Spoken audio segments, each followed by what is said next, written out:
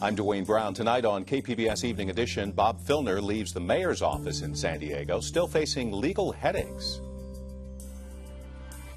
And I'm Peggy Pico. Also ahead, we continue our congressional conversations tonight with Congressman Scott Peters, representative for San Diego's 52nd District. His take on Syria, immigration, and sequestration in San Diego. We'll also take a look at the future of nuclear power after the shutdown of San Onofre, and wait till you see this. A concrete tribute to the strong women of Mexico in the form of a giant mermaid. KPBS Evening Edition starts now.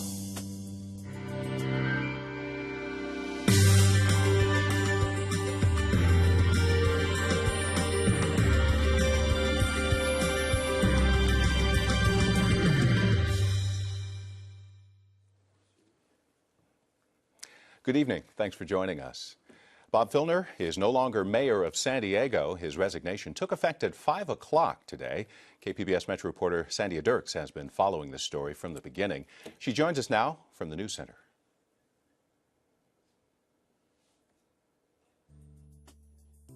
Well, after all defiance and fierce determination to not give up power, in the very end, the mayor did go quietly into that good night.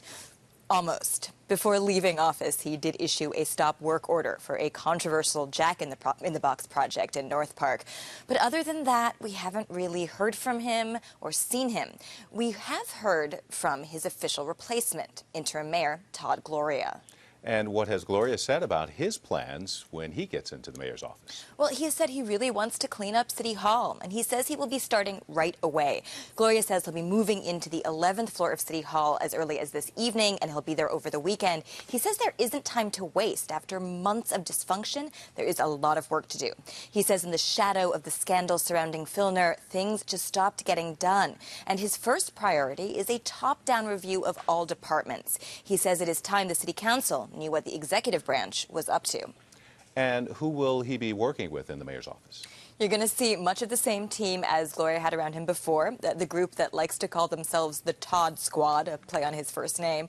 But there will be one notable addition. Irene McCormick Jackson, who filed a lawsuit against the city that helped ignite this whole scandal, is going back to her old job as the mayor's communications director. And I know he alluded to this earlier in the week, but any word from Gloria on whether he'll actually run for mayor? No, and he isn't the only one keeping mum about their plans as we head into the three-day weekend. Kevin Faulconer, the longest-serving Republican on the city council, has also said he's considering it, but so far, no word. We do know that on Tuesday, the former Republican mayoral candidate Carl DeMaio will announce whether or not he's going to throw his hat in the race. So this might be a case of wait until after the barbecues. KPBS Metro reporter Sandia Dirks. Now, McCormick Jackson's lawyer threw a mock celebration of Filner's last day in office. Gloria Allred, the attorney, says his resignation does not stop the sexual harassment suit. Yes, we are pursuing that lawsuit. The defendants are Mayor Filner and the city of San Diego. The mediation is ongoing. However, the lawsuit is also ongoing, and unless until it's resolved, we will continue with the litigation. Allred says if the case goes to trial, the city has agreed there won't be a change of venue to Imperial County. Filner would be represented by the city attorney, and the trial would be held in San Diego. Congress is on recess, and KPBS has invited each of San Diego's congressional delegation to join us for an update. Peggy Pico talks with Congressman Scott Peters. Last November, Scott Peters won the seat over Brian Bilbray in one of the most closely watched races in California. Since then, he's represented San Diego's 52nd Congressional District, which stretches from Poway through La Jolla, Claremont, downtown, and into Coronado. Congressman Scott Peters, welcome back. Thanks, Peggy. Let's start with the big news of today. Earlier this morning, U.S. Secretary of State John Kerry presented overwhelming evidence on chemical weapons used by Assad's government regime, I should say, against his own citizens. He quoted 1,400 of that country's citizens were killed in those chemical attacks, as well as including more than 400 children. Right. How would you like the U.S. to proceed on this issue? Well, this is an issue of great concern, and we hate to see this kind of atrocity where people are gassing their own children, their own citizens. And so I think it may very well call for a response. The one thing I would say is we want to make sure we have good information. We don't want another Iraq where we acted on bad information. We ought to have a plan for what we're going to do and what that's supposed to achieve. And we ought to make sure that we're not getting into another quagmire. So it'd be my preference that Congress have a chance to talk this over with the President when we're back in D.C. Which is on the 9th. Which is on the 9th not September. sooner. Right. All right. The president did say he was going to move forward cautiously. Would you support a military strike? I would support him moving forward cautiously. Again, I think we have to have an understanding of what we're trying to accomplish and what the results will be, what the after effects will be of any kind of strike. Okay, let's talk about what's happening in D.C. The Senate signed an immigration reform bill back in June.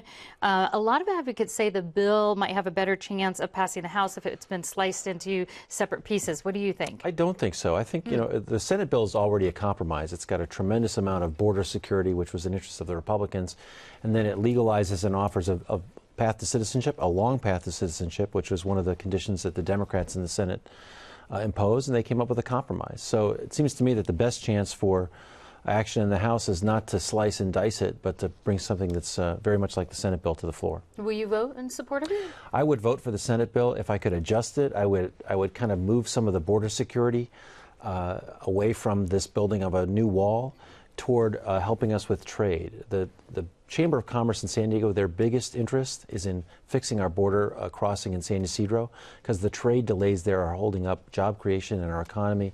I'd like to spend some of the money that we're about to spend on the wall on more customs agents rather than border agents, and more gates rather than just more fencing. Okay, and but if that's all I had, I would vote for the Senate bill. Okay, yeah. Good to know. Now, sequestration, the president presents his budget to Congress next month. Republicans have said they're going to keep sequestration cuts. They want to defund Obamacare. Do you see any opportunities or areas of compromise with the budget? I hope so. I think we ought to know better by now. Look, I mean, the Obamacare was passed, the Affordable Care Act was passed before I was in Congress, was passed by Congress, signed by the president, survived a Supreme Court challenge, and 40 repeal votes. It's time now to figure out how to make it work. What we're doing in the district this month is we're offering a set of seminars for small businesses, for seniors, for women, on women's health, to show them how they can interact with this, if this will be helpful here in San Diego. Because we know it's coming. We have to make it work. We got to stop doing all the politics. This is just more of that, and it's not going to work. So focus on moving forward? Absolutely. And doing a real budget. Let's sit down and negotiate a compromise between the Senate and the House budgets, something that the president could sign. Okay, 6 recent national polls on Americans on both sides of the aisle there gave Congress a job approval rating of just 15%. Right. Now, this is just your first year, but why do you think that is? Well, it's because we're not getting anything done. And I think, sometimes people joke, who are those 15%? Are they just friends and family? The fact is that we're in for another unproductive Congress. I have hopes for September and October that we'll come to our senses and maybe compromise on a budget, on immigration, and on tax reform, where there's a lot of agreement. If we would just sit down and make progress, we could do it. Maybe raise that ranking a little bit. Bob Filner, I need to ask you about this before we go here. So what was the word back in D.C.? Well, of course, the talk in Congress in June and July was all about our former members, Mr. Weiner and Mr. Filner, which is a shame. And I'm glad that Bob's moved on. I had hoped that he would resign before all these poor women had to come out and make public these awful stories and this pain that was caused to them through no fault of their own. But now we're through that, and it's time to move on. I'm glad we are, and look forward to finding our new mayor. All righty. Do you have anyone you support for new mayor? Well, the only person who's declared so far is a good friend of mine, Nathan Fletcher. I think he's a person with outstanding leadership qualities. He'd make a great mayor, and probably next week I'll make an announcement about who I'm supporting when everyone's in. All right. Well, Congressman Scott Peters, thanks so much for talking with us. Thanks, Peggy.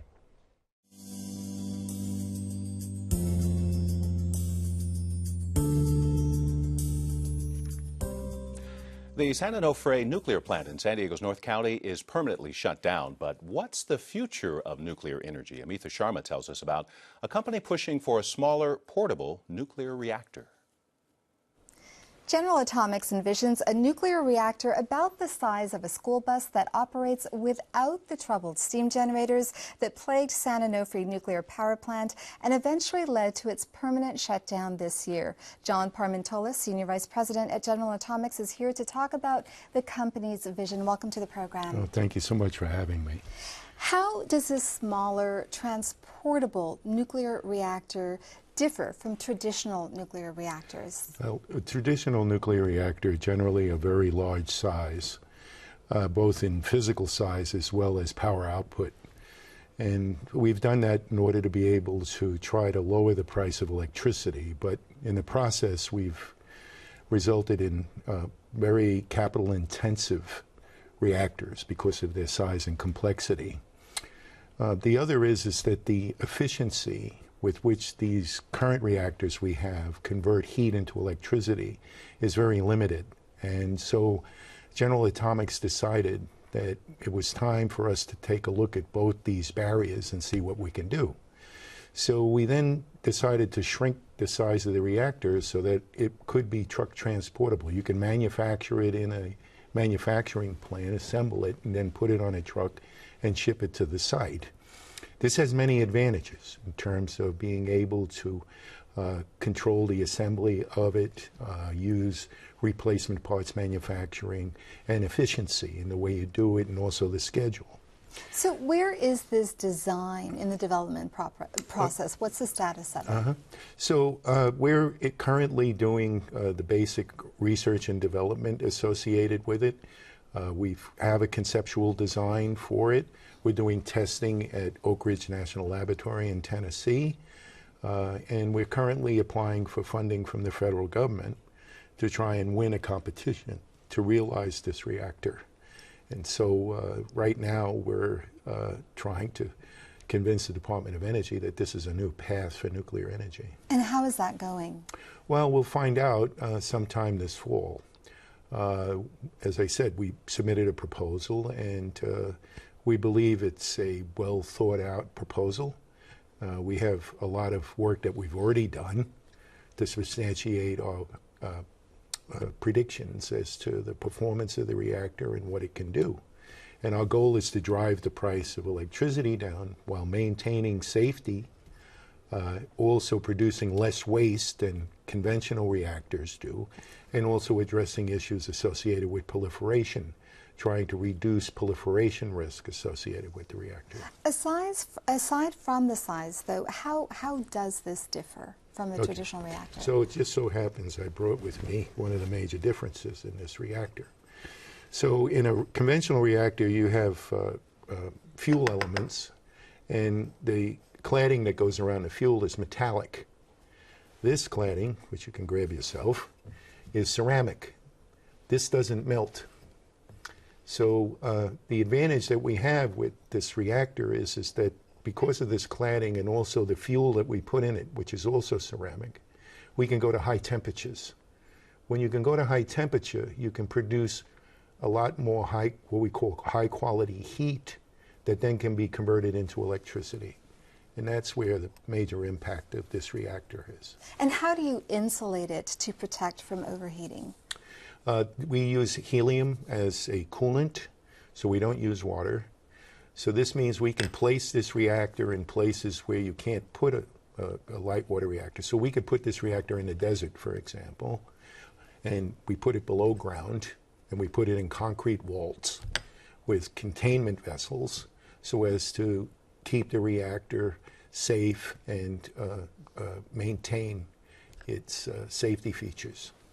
You know, countries like China are deepening their commitment to nuclear energy, while Germany is actually phasing out nuclear energy in the aftermath of Fukushima in Japan. Why push nuclear energy when the question of nuclear waste still hasn't been resolved? Well, the problem with nuclear waste is the reason why we have so much of it is because the current reactors only extract a very small percentage of the energy out of the material. It's less than 2%. With the reactor that we're proposing, we can extract the full energy out of nuclear material, and the waste stream in our reactor is reduced more than 80%. In regard to the Fukushima situation, the reactor that we've developed doesn't have to be put next to the coastlines, doesn't have to be put next to water. We'll have to leave it there. We're going to revisit it again. Thank you, John Pormantola, for coming on the program. Thank you for having me. Thank you very much. Yesterday was the late pop star Michael Jackson's birthday, and MJ impersonator Deborah Gregory celebrated with a dance class teaching his signature moves. KPBS arts reporter Beth Accomando says the celebration continues with a revival of her one-woman show at Liberty Station in Point Loma. My name is Deborah, and I am backstage preparing for A Woman in the Mirror, Dancer's Journey, my one-woman show. This is my little quick change area that the audience doesn't get to see. But what the audience does get to see is a transformation of Deborah Gregory into Michael Jackson. The idea of transforming herself into MJ came while working as a backup dancer on a drag queen show. Well, if guys can be celebrity women, why can't a woman be a celebrity male? And because Michael Jackson dances and I dance, and I started to look at my bone structure, and I thought, I could maybe pull that off. For a while, I called myself the drag king of pop.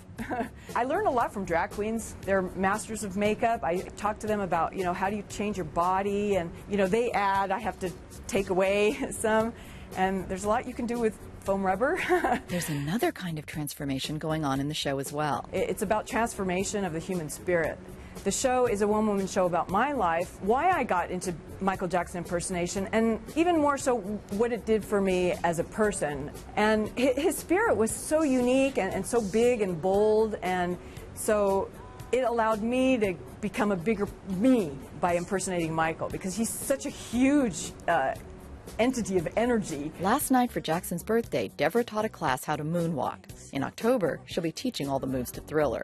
But for tonight and tomorrow night, you can enjoy her one-woman show, The Woman in the Mirror. Beth Accomando, KPBS News. They say beauty is in the eye of the beholder, right? And just south of Rosarito, Mexico, is where you'll find a rare creature. Now, don't be shocked by what you're about to see, as KPBS culture reporter Angela Carone takes us to the world's only naked mermaid house. It's not every day one runs across a house like this, but in Mexico, it seems like anything is possible. Welcome, San Diego. Welcome, KPBS. This is Armando Munoz Garcia, and this is his house. She's called La Sirena, or the mermaid. This is the statue. This is the mermaid, which was built through 18 years. I can say that now it's about 99% finished. Munoz designed and built the mermaid. She's 5 stories high. The second floor has been converted into a restaurant. This was my living room. I had my sofa over here, my, everything here. So I decided to turn this into a small cafeteria or a small restaurant. See, even I have a wood stove. The last in technology. The restaurant seats 35 people. Munoz does the cooking and only takes reservations. Munoz was kind enough to give us a tour on the day we were there.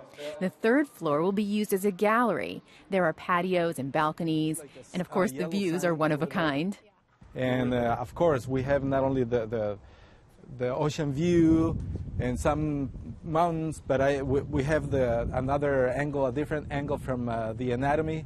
The face is closer, and when the swimming pool has water, it's very beautiful.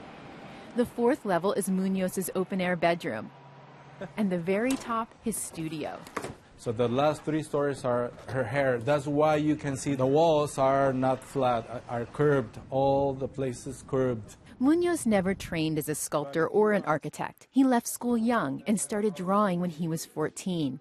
Now he makes a living from the restaurant and selling keepsakes related to the house. This is the replica of the mermaid here. Everyone knows where's La Sirena now. Even people call me the Sireno, which is the mermaid male. The first statue Munoz built has become a Tijuana icon. She's called La Mona, or the doll. She's 55 feet tall and the centerpiece in a squatter neighborhood where resourceful residents use whatever materials they can find to build makeshift homes. She's often described as Tijuana's Statue of Liberty. She seems as much a protector of this neighborhood as the many dogs. For years, Munoz lived and worked in Lamona. Her arm is raised and her pinky finger extended to the sky. The small finger to the top, to the sky, signifies the Tijuana in the Mexican map. This is Baja California, and this is Tijuana. Where else? Munoz is proud that Lamona has become an object of pride for Tijuana. Urban legends and myths have cropped up around the statue. Munoz heard one while sharing a cab. The taxi driver, who didn't realize he had the statue's creator in his cab, told him and his fellow passengers that Lamona was built by a dwarf who fell in love with a very tall white woman. I'm very sure. He said the same story at least 1,000 times. The way he said the story, I said, really? Is that really the guy who built it? At one point, Munoz made replicas of Lamona to sell. When that didn't work, he and San Diego artist Bob Matheny created a series called The Infamous Babes. There are 107 of them, each inspired by women and their biographies. And this is Evita Perón with the Nazi cross there. There's Botticelli's Venus, Betty Boop, and even Divine, star of John Waters' films. Munoz plans to display all of the infamous babes in a gallery show inside the Mermaid. Munoz says he's very particular in choosing a robust body type for his nudes. This is the emblem that is so strong in Mexico that they deserve to be like that, with that type of anatomy that I convey, not weak and fragile legs. At this point, you might be wondering why Munoz keeps building large statues of naked women. Particularly for me, the anatomy, female anatomy, it's very necessary to do because women in Mexico is so strong, so powerful, and unfortunately this is known as the opposite true. In Mexico, the one who rules the house, the one who rules really home and everything is wife. Even though tourism has dropped in recent years, Munoz is still hopeful people will visit the Mermaid. As soon as she's complete, he has another, even larger statue in mind. When I ask if it will be in his beloved Tijuana, he responds, of course, where else? Angela Carone, KPBS News. We may finally get a little break from the hot, muggy weather. Coastal temperatures will be in the mid to upper 70s through the weekend, mid-80s inland with a slight chance of thunderstorms in the afternoons. The mountains could also get thunderstorms through the weekend, and there's a flash flood watch until 11 tonight for the mountains and for the desert. Thunderstorms are also in the desert forecast. You can find tonight's stories and download the KPBS app all on our website, kpbs.org/evening edition. Thank you for joining us. Good night and have a good weekend.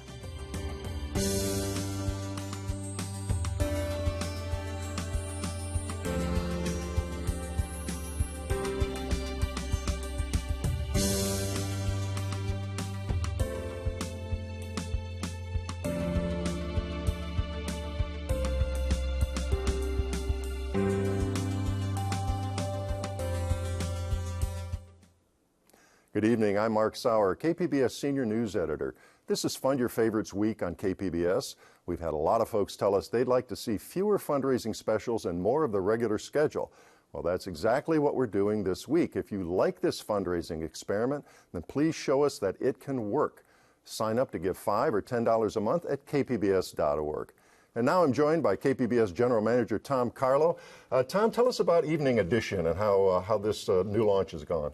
Well, you know, Mark, we had some great success with our news on KPBS Radio 89.5, and I really felt that there was an opportunity to take that great news and bring it to the television audience. There's a lot of people that watch KPBS television but may not listen to KPBS Radio. Mm-hmm. And for me, it was an opportunity. We were filling a void for thoughtful news analysis. And so I said, let's take that great news and bring it to TV and start KPBS Evening Edition. And I have to tell you, it's been very successful. I'm very proud of the news and the quality of journalism that we're putting on that show. And it's been doing so well that we've added a second place. So now it's on at 5 o'clock and again at 6:30. And now we've added the roundtable that you host on Friday nights.